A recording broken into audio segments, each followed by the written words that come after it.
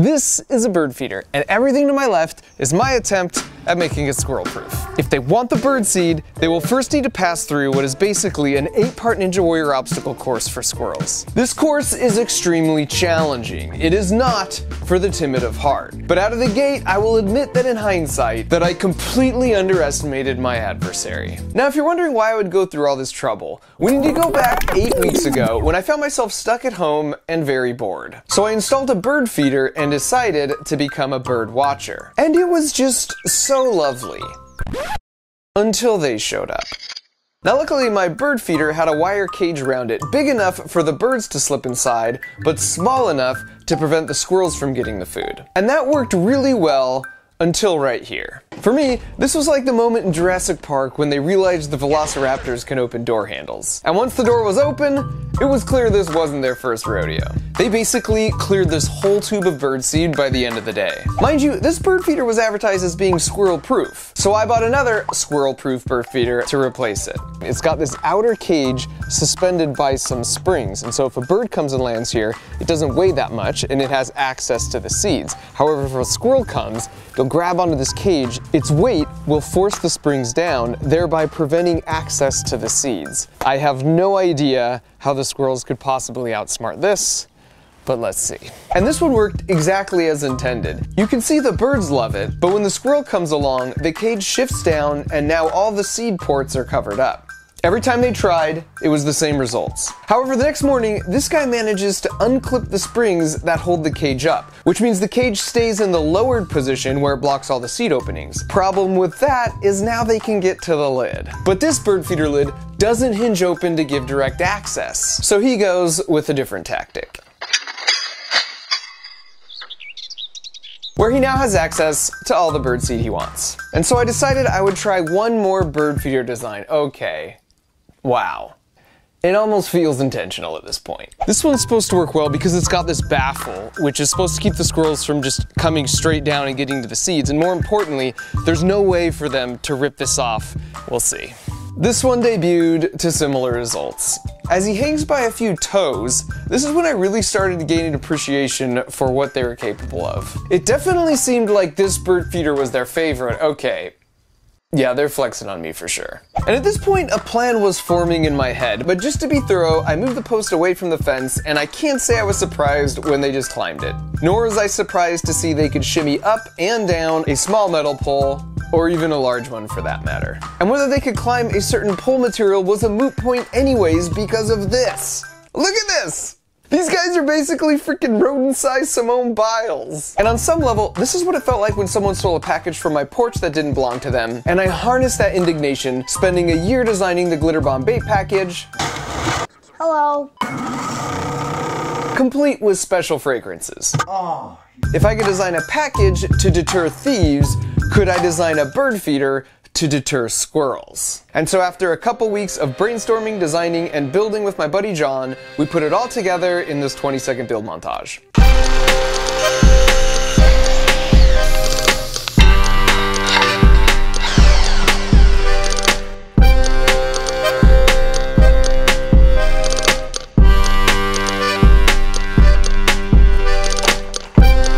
Here are the basic elements.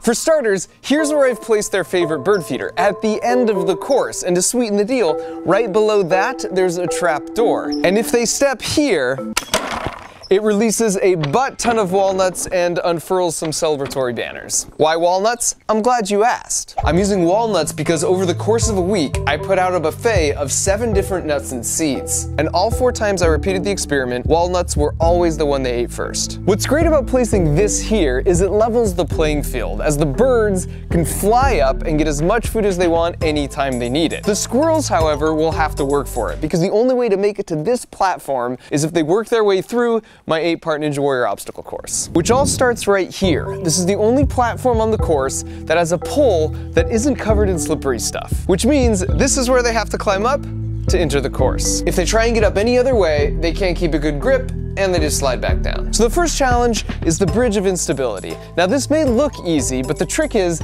it attaches at a single point on each end. And from a physics standpoint, that makes it no different than trying to crawl across a tightrope. It's the same deceptive principle with that one carnival game that's so impossible. I broke it down in another video where I used physics to show which carnival games were basically scams and the science on how to beat them. Next up, the Maze of 1,000 Corridors. This one's a bit more cerebral, but if they make it through that, it will bring them to the Pitchfork Tumblers, which are inspired by the show Wipeout. But unlike Wipeout, I should point out that all these contraptions are squirrel friendly, and even with a little back force, they will break away and stop spinning. Now if they can make it past the Pitchfork Tumblers of Treachery, they come to one of my personal favorites, the Home Wrecker.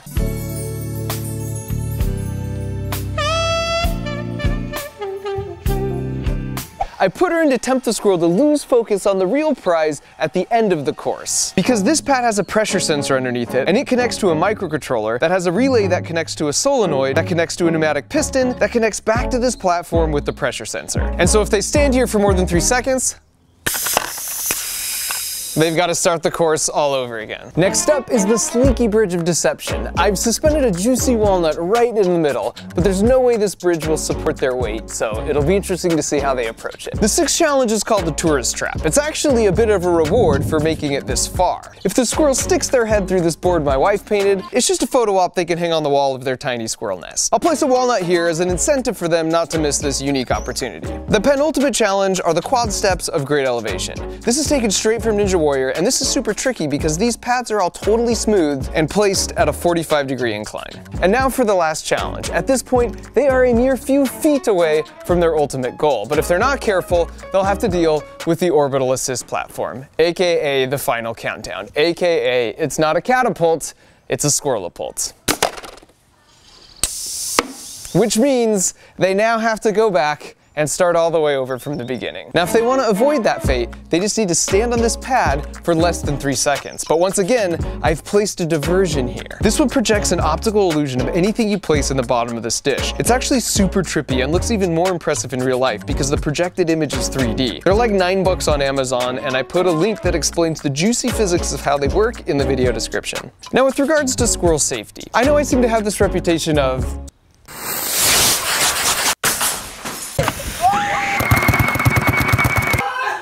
improvised high-speed projectiles, and so this one might worry a few animal lovers out there, including my wife. We have 5 pets and 1 child, and the child was the only one I had a say in. So rest assured, I can adjust the pressure on the piston, and we'll be staying way below any launch force that could hurt any of our adorable backyard contestants. And so finally, after making it through all that, we're back here at the world's most satisfying bird feeder. And as far as I'm concerned, if they make it here, they've earned the right to gorge next to the birds for as long as they want. And so after nearly a month of prep work, the course was officially open for business.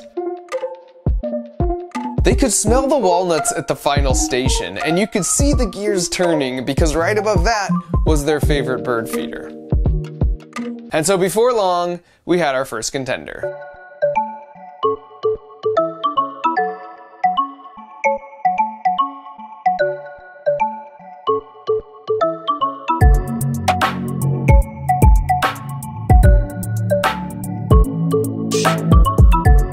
Didn't exactly go as planned, so Rick decides to regroup. Speaking of which, that's Rick. There are a total of 4 competitors that will be attempting the course. First up is Rick, and he weighs 500 grams. I know this because he's actually standing on a custom-made scale. Rick is very clever, as you'll see here in a minute, but he also gets spooked easily. Next up is Marty. He's basically indistinguishable from Rick. Rick and Marty are inseparable and pretty much spend all their time together as a pair. Our third contender is Frank, also coming in around 500 grams. He's very gutsy. He's also kind of dumb. Finally, we've got my personal favorite, Fat Gus. He's just really charming and will strike a pose if he sees a camera. He also really likes to eat, and he tips the scales at an impressive 800 grams. While most of the squirrels are kind of particular before making a selection and then gracefully leaping away, Fat Gus just goes for it, hands free. Just makes himself real comfortable. Here he is laying out with a light snack from the bird feeder. I mean, you can't fault the guy for just clearly appreciating a good meal. So now that you know our 4 contenders, let's get back to Rick. So he hops back on, and he's actually doing better than his first attempt. Just barely. This is the best because he's like, okay, I got this. Never mind. Well, maybe no, I definitely don't. And this was the exact moment I realized I just might be outmatched here.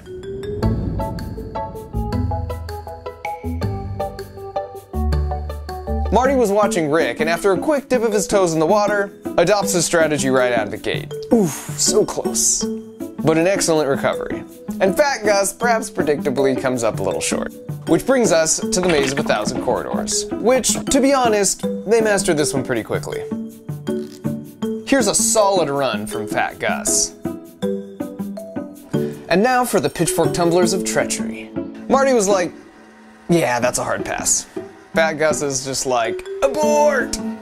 Frank is just like, nope. Then he's like, wait a second. Still nope. Then Marty flies in real hot over the top. He did make it through, but that's partial credit as far as I'm concerned. And then here's Fat Gus with my favorite attempt by far.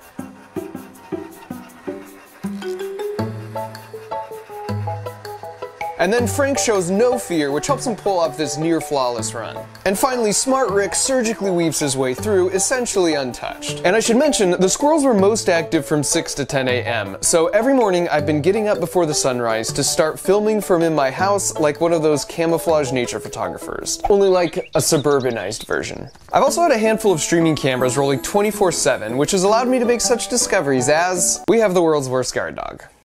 Thanks for the help, pal. Now back to the home wrecker. You can see Rick is instinctively suspicious of this gold digger and only for a brief moment puts his full weight on the platform. I told you he was smart. His buddy Marty, on the other hand...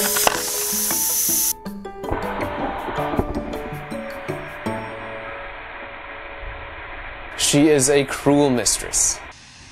And because I know my wife is going to ask me, no, this will not hurt the squirrel for 2 reasons. Number 1, they are amazing like cats and always land on their feet. And 2, they themselves were jumping from this height all the time, and in some cases, much higher. In fact, squirrels are one of the few mammals that can survive a fall from any height because they make their terminal velocity so low. You can see it right here. They make their body as flat as possible, then put their tail back to increase drag. They basically become their own parachute. And then right before they land, they pull in and fully extend their arms and legs to act as shock-absorbing landing gear. This is so cool. Now back to the course where even Smart Rick eventually lets his guard down, which is exactly when she strikes. But just like all the other obstacles so far, after a day or 2, they'd mastered it. In this case, even disregarding her offering of a fresh walnut. Now onto the Slinky Bridge of Deception, and this was the sleeper obstacle in my book. That is not a large gap, which they can easily jump, but having the Slinky there just threw them off somehow. You can see how much Frank is struggling here, and he's the brave one. And Rick only jumps when Marty shows up for emotional support. But like all the obstacles so far, after a day or 2, they'd mastered it. Now onto our third to last obstacle, the tourist trap. And this one was just a freaking delight. A little peanut butter really did the trick here.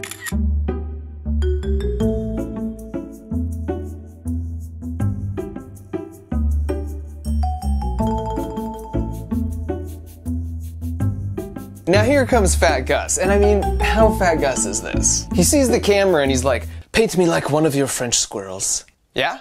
No? No takers? Alright. Here's another classic Gus where he looks at the camera. Wait a second. Play that back. And freeze. Zoom. Enhance.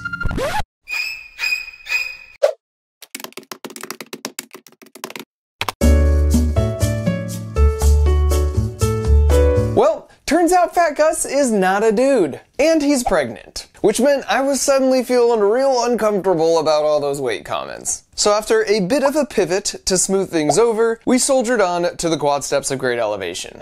Frank comes in rather confident, almost to his demise. But he pulls off the smooth recovery. So after not much time at all, they were looking pretty good here. In fact, one morning I noticed Marty totally skipped the last step altogether, which I took as a challenge, and so I removed the middle step to see what they would do. And who else but Fantastic Gus? Let's slow that down a bit. They're such amazing jumpers, so I suppose the quick mastery here wasn't a surprise. I mean, this right here is probably a 10-foot jump. And here's some classic brave but dumb Frank. He'd already entered the course normally and made it to the home wrecker at least a dozen times by this point. And yet for some reason, he decides this 12-foot jump is his best course of action. And Smart Rick was the first one to enter the course, so in the end, after about a week of effort, it was fitting he was the one to make it to the jackpot first. And he's so stoked, he apparently wants to run the whole course in reverse. In hindsight, we probably should have made the jackpot a little quieter. Here's Marty, as always, not far behind.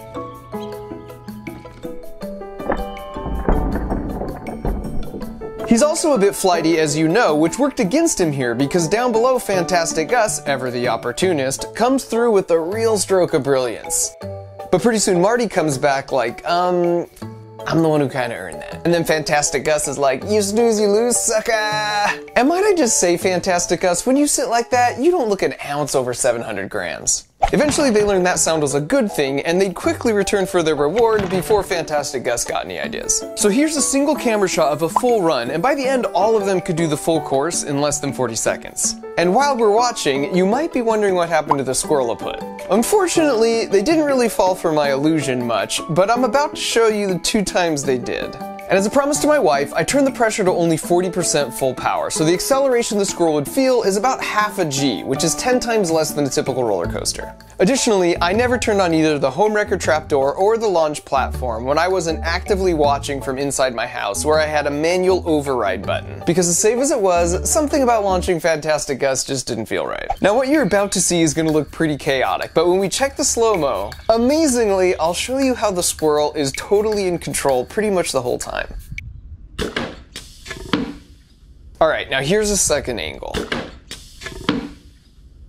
Also, even if you don't trust my calculations, I can assure you that the squirrels did not care. In both launch cases, they were back up on the course in like 5 minutes. Here's the slow-mo and see if you can spot the 2 critical things he does to make sure he lands feet down. Did you catch it? The first critical moment is right here. He's already done the predictive math, and he's locked his head on the spot where he plans to land. And now his head will not lose that lock the whole way down. What's crazy is the time it takes him to do all the predictive math to know exactly where he will land and to lock his head is 300 milliseconds. That's exactly this long, literally less than the blink of an eye. That blows my mind, but if you think about it, it makes sense these reactions would have evolved to be razor sharp if you live your life in the trees, constantly making split-second decisions. Now besides picking the landing spot with his head, the second trick is with his arms. When he wants to keep his upper body from rotating, he has his arms out. But the moment he wants to rotate his upper body quickly, he tucks them in. And then when he wants to stop rotating, he extends them out again. This is straight up conservation of angular momentum. It's the same trick ice skaters use. Basically, bring your limbs in if you want to rotate fast, extend them out if you want to slow the rotation. My buddy Destin from Smarter Everyday also made a video analyzing how cats always land on their feet, and they do the exact same 2 tricks. The head target lock and bringing limbs in to rotate and out to stop rotation. Here's the second launch. And this may look like pure luck in real time, but the slow-mo tells a different story.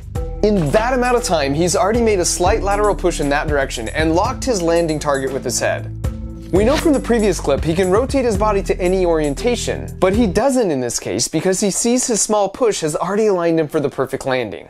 That's just so cool. And so after those 2 physics demonstrations, I disabled both the launcher and the home wrecker trapdoor and just let them enjoy the course in peace. As far as I was concerned, they had earned it. Plus, after spending a month together, we were sort of bros by this point. If they saw me coming out to work, they would certainly jump away, but then they'd just quickly be right back. And sadly, all good things must come to an end, and because I didn't want them to develop an unhealthy dependence on my handouts, after about a week of free reign, I took down the course, but in its place, I put up a specialized squirrel-sized picnic table. Every morning, this door opens to release just a few walnuts as a little treat to remind them of our good times together. Although I had to laugh that after all this, somehow I didn't anticipate on day 1, Frank would immediately try and figure out and partially succeed in finding a way to beat the system. Like everything else though, they quickly caught on, and now on some mornings I'll catch them just waiting for the daily ration, chilling patiently on the bench seat. That is everyone but Fantastic Gus.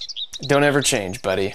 When I started this 2-month-long adventure trying to birdwatch, I had no idea I would enjoy squirrel watching so much more. It's also made me realize that even amongst the structures and pavement and power lines, how interesting nature can be in a single suburban backyard if you just really stop to look. Even the plants are amazing. I had no idea that as vines grow, they spin around looking for something to grab onto. I didn't anticipate the wide variety of animals that use fences as inter-yard highways to get around as a substitute for all the trees that existed before we got here. Even little interactions like this spider extending his life with this very timely leap into the unknown were just so delightful to see. But of all the animals, I can definitively say now that squirrels are my absolute favorite, and they're certainly a more formidable adversary than porch pirates. They're kind of adorable, incredibly crafty, curious by nature, athletic, and persistent. Turns out squirrels can live to be 20 years old, and so I like to think that someday Fantastic Gus will bring his grand squirrels to the fence and regale them with tales of cowboys and courage and legendary walnut piles.